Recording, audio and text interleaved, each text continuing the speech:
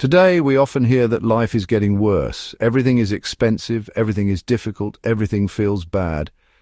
But let's try a thought experiment. Imagine a newspaper that doesn't come out every day, but only once every 100 years. That newspaper wouldn't write about who divorced whom or who said what. It would only cover the most important thing: how life has changed in a century. The first headline of such a newspaper would be about infant mortality. In 1900 in the United States, 1 out of every 6 babies died. 165 infants per 1,000 births never lived to see their first birthday. This was a painful reality for almost every family. But by the end of the 20th century, that number had dropped to 7 per 1,000 newborns. This was no miracle, but the result of medicine, hygiene, antibiotics, and vaccines. Today, the death of a baby is a tragedy, but a century ago it was almost expected.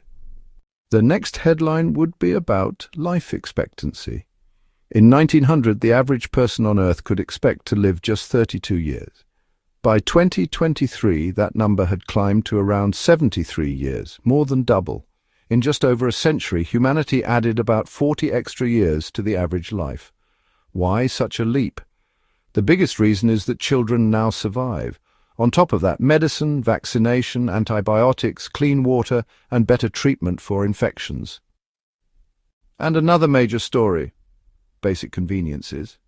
100 years ago, millions of people lived without plumbing or clean water. Water had to be carried from a well, toilets were outside, and disease spread quickly. Today, almost every home has a bathroom, running water, and electricity. And think about this: an ordinary person in the 21st century has more comforts than the richest kings or rulers of the past. A hot shower, clean water from a tap, light at the flick of a switch. Things that neither Louis XIV nor Caesar could have imagined. It's so easy to take all this for granted. But if we look at the world through a newspaper that comes out once a century, life today is far better than it was for our great-grandparents. And maybe every once in a while we should pause and add a bit of gratitude for everything we already have.